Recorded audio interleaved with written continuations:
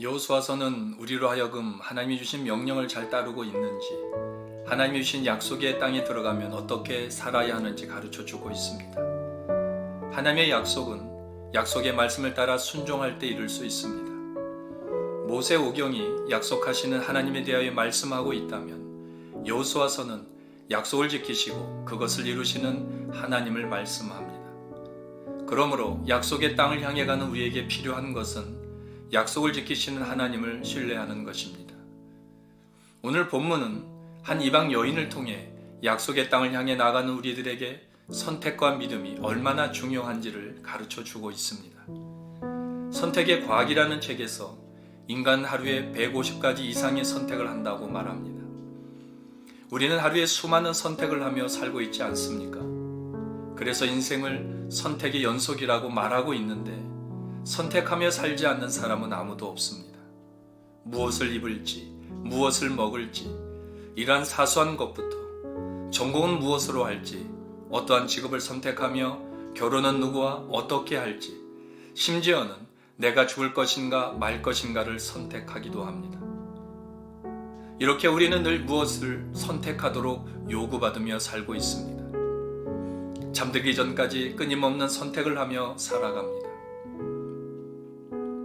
살다 보면 우리의 이성이나 우리의 본성에 반하는 상황들이 참 많습니다. 이해할 수 없는 상황과 현실들, 무엇 때문에, 왜 이러한 일들이 내게 일어나는지. 그런데 성경의 요셉은 그러한 이해할 수 없는 현실에서 중요한 비밀을 발견합니다. 형들이 자신에게 몹쓸 짓을 했음에도 그 일들을 형들이 행하였지만 하나님이 계획하신 것이라고 말합니다. 이것은 하나님의 주권적인 섭리를 믿는 믿음이 아니고서는 그렇게 고백할 수 없는 고백입니다.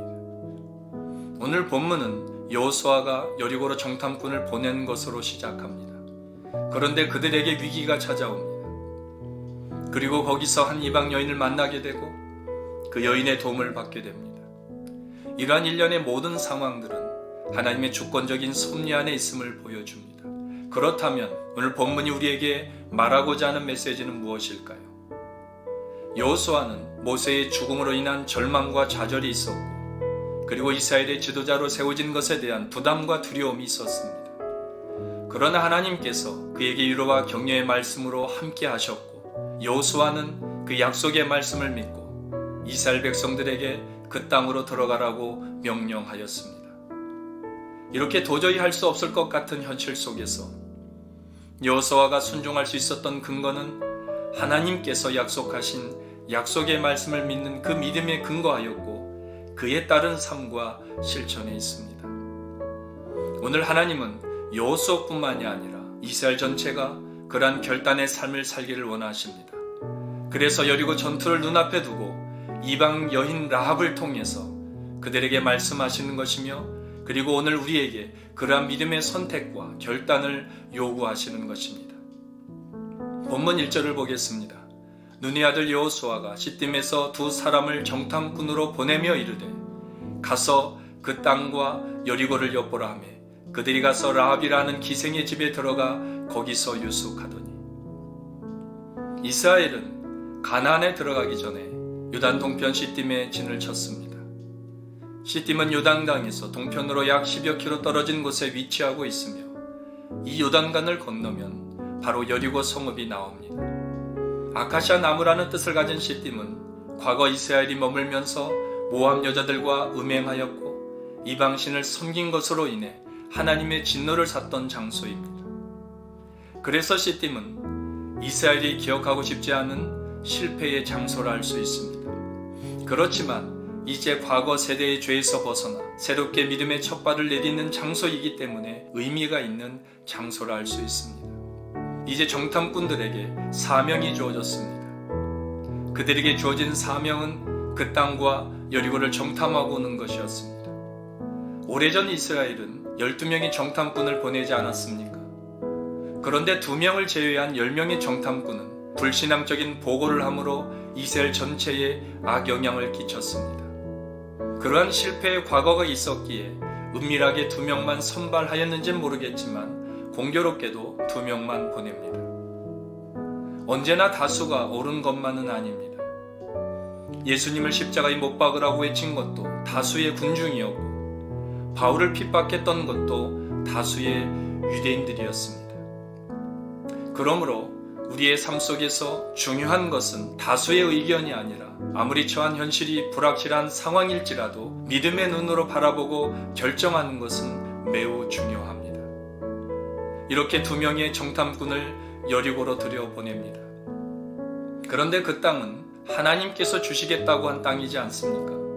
그렇다면 정탐꾼을 보낼 필요 없이 약속의 말씀을 붙들고 믿음으로 나가 싸우면 되지 않았을까요? 여기서 한 가지 우리가 알아야 할 것은 우리의 인생 가운데에 하나님이 늘 함께 하신다는 확신을 가지는 것과 우리에게 주어진 삶을 최선을 다해 감당하는 것은 다른 문제입니다. 그러니까 하나님께서 우리에게 약속을 주셨다 하더라도 내게 주어진 사명을 소홀히 해도 되는 것은 아닙니다. 하나님은 당신의 백성들에게 약속에 대한 확신을 주시는데 대부분의 경우 믿음의 결단과 순종적인 삶을 통해 약속에 대한 확신을 주십니다. 여호수아가 정탐꾼을 보낸 것은 분명 하나님의 명령이었을 것입니다. 그렇지만 라합을 통해 믿음의 선택과 행동을 한 결과가 어떠한지, 그리고 하나님의 약속하신 땅에 들어가는 것을 두려워할 이스라엘 백성들에게 하나님의 주권적인 역사하심을 믿는 믿음과 확신을 심어주기 위하여서 정탐꾼을 보낸 것입니다. 정탐꾼이 들어간 곳은 어디였습니까? 기생 라합의 집이었습니다. 요세푸스는 라합을 여관 주인으로 해석하고 있지만 원어를 보면 라합의 직업을 자나라고 부르고 있습니다. 이는 창녀, 매춘이란 뜻입니다. 이로 보아 라합을 창녀로 보는 것이 맞을 것 같습니다. 그렇지만 여기서 우리가 관심 있게 볼 것은 그의 직업이 무엇이었는가 하는 것보다 하나님의 구속적 은혜의 손길을 볼 수 있어야 합니다. 하나님의 구원에는 차별이 없으시며 구원은 이스라엘만의 전유물이 아니라 누구에게나 열려있는 구원의 보편성을 보여주고 있습니다. 그리고 그러한 하찮게 여겨지는 여인일지라도 하나님께서는 택한 자들을 통해 일하시며 그렇게 선택한 자들을 통해 이스라엘의 구원 역사를 써내려가고 있다는 것을 보여주고 있습니다. 정탐꾼이 기생 라합의 집을 선택한 것은 하나님의 인도하심과 섭리 안에 있는 일이었지만 그 집을 선택한 객관적 이유가 있습니다. 먼저 그곳은 사람들의 출입이 많은 곳이었기에 출입이 자유로웠고 신분을 감출 수 있는 장소라고 보았을 것이며 그 성읍에 관한 정보들을 그곳에 드나드는 사람들 통해 얻을 수 있다는 이유였을 것입니다. 그리고 본문 15절을 보면 라합의 집이 자리하고 있는 위치입니다. 성벽 위에 위치하였다는 것으로 보아 거기에 묵으면서 여리고 성내의 안과 밖을 둘러볼 수 있는 좋은 위치에 있었던 것입니다. 그런데 정탐꾼들에게 위기가 찾아옵니다.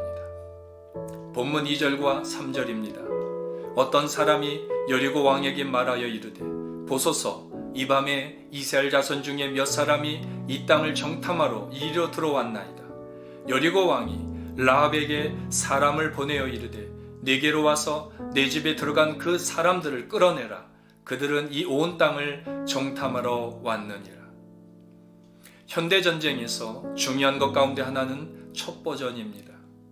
그래서 다양한 첩보 기술들을 개발하기 위하여 막대한 돈을 들여 최첨단 무기들을 만드는 것입니다.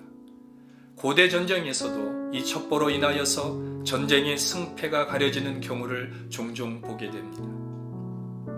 당시 여리고 왕의 수하에게도 곳곳에 첩보병이 있지 않았을까요?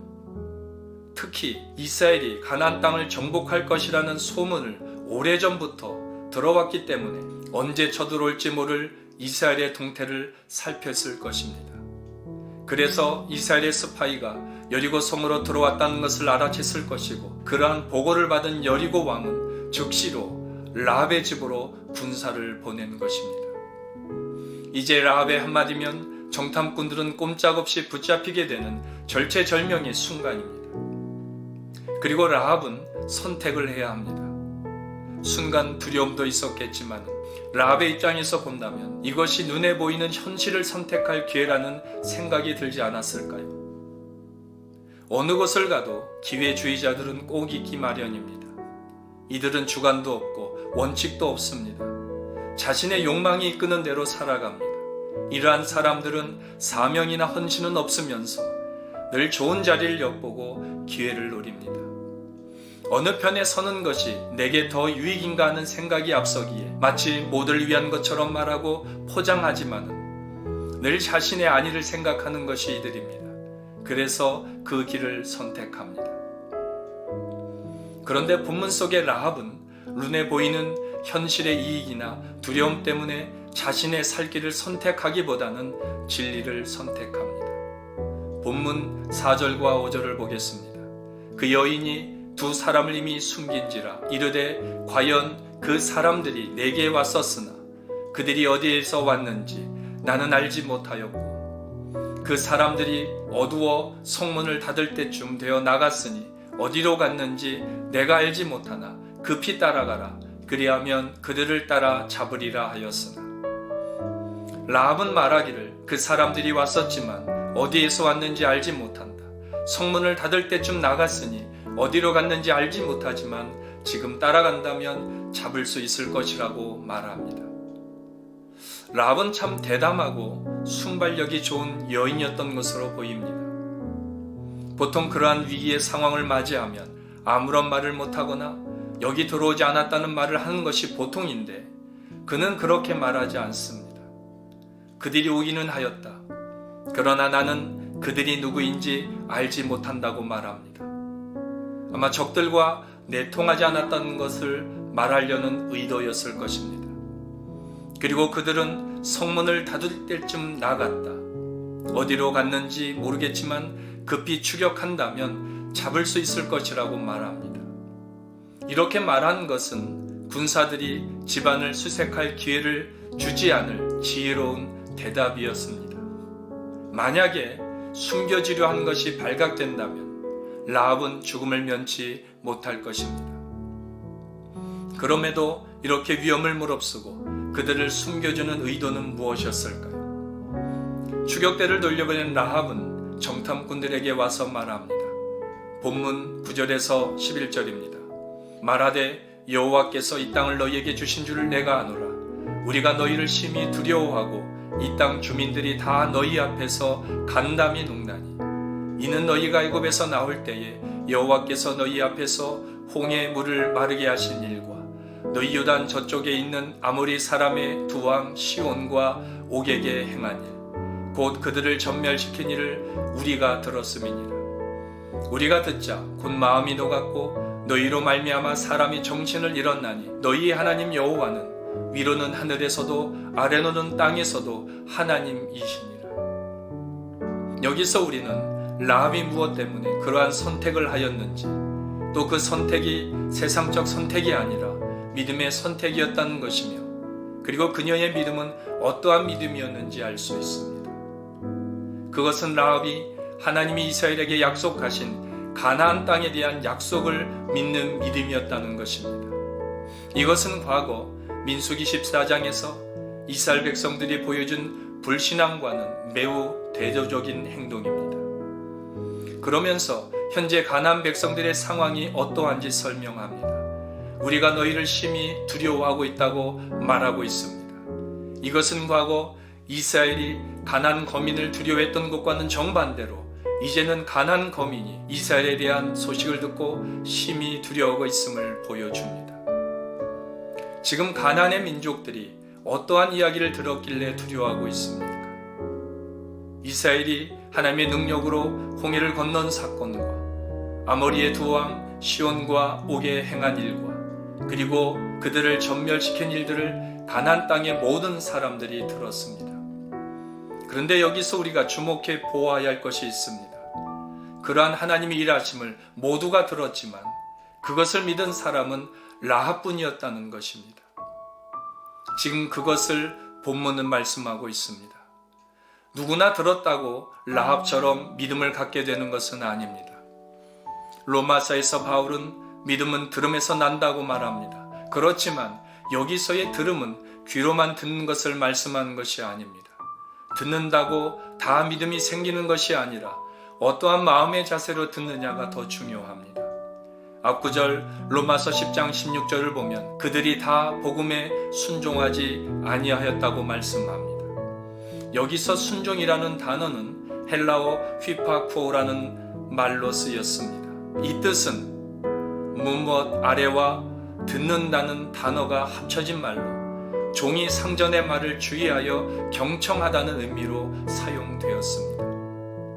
그러니까 이스라엘 백성들이 복음을 듣기는 들었지만 순종적 자세로 듣지 않았다는 것을 말하고 있는 것입니다. 그래서 순종은 듣는 것으로 그치는 것이 아니라 들은 말씀을 삶으로 실천하는 것을 말합니다. 이처럼 오늘 본문 속의 라합은 하나님이 행하신 일들을 귀로만 들은 것이 아니라 그 일을 행하신 하나님께서 어떠한 분임을 믿고 그 믿음에 따르는 행동하는 믿음을 가지고 있었다는 것을 말합니다. 이스라엘이 출애굽 당시 하나님의 능력과 역사를 직접 보고 경험한 애굽인들이나 심지어는 구원을 받은 이스라엘 백성들조차도 라합과 같은 믿음을 가지는 것에 실패하지 않았습니까? 그렇기 때문에 라합의 이러한 믿음의 고백은 놀랍다고 말하지 않을 수 없는 것입니다. 다시 한번 라합의 고백을 들어보겠습니다.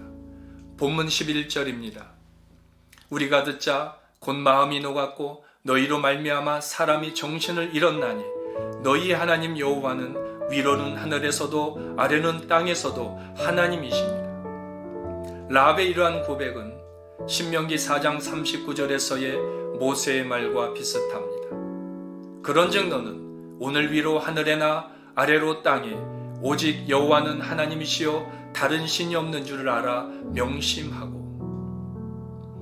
가나안 사람들은 하나님에 대한 소문을 듣고 세상적 두려움에 빠졌지만 라합은 그러한 소문을 그저 뜬솜과 같은 풍문으로 듣지 않고 믿음으로 받아들였던 것입니다.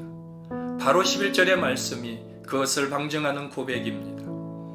본문 11절에 위로는 하늘에서도 아래는 땅에서도 하나님이시라는 이 말씀은 하나님은 유일하신 하나님이라는 의미를 담은 믿음의 고백이라 할 수 있습니다.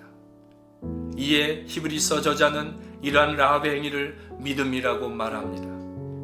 믿음으로 기생 라합은 정탐꾼을 평안히 영접하였고 순종하지 아니한 자와 함께 멸망하지 아니하였도다.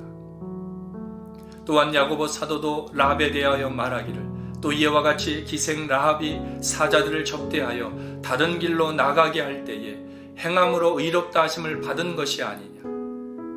성경은 본문과 같은 라합의 행위를 믿음이라고 정의하고 있습니다. 그렇다면 라합의 이러한 신앙이 오늘 본문 속의 이스라엘 백성들에게 어떠한 유익이 있기에 이방 여인인 라합을 등장시키고 있는 것이며 라합의 선택과 신앙을 보여주고 있는 것일까요?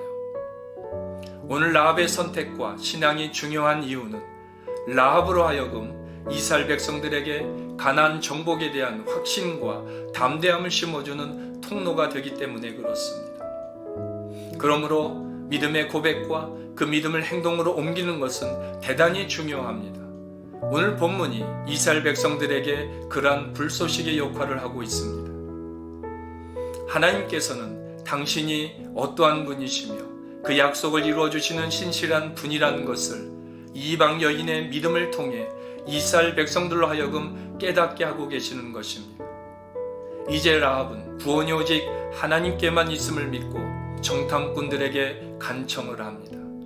본문 12절과 13절입니다. 그러므로 이제 청하노니 내가 너희를 선대하였은즉 너희도 내 아버지의 집을 선대하도록 여호와로 내게 맹세하고 내게 증표를 내라.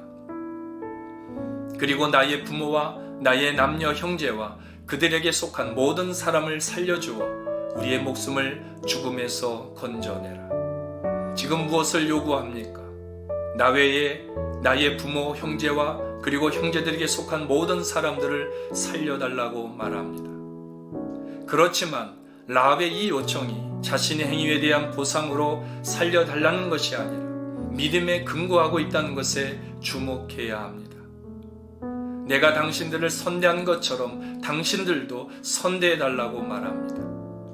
여기서 선대하다는 히브리어 헤세드란 단어로 쓰였습니다.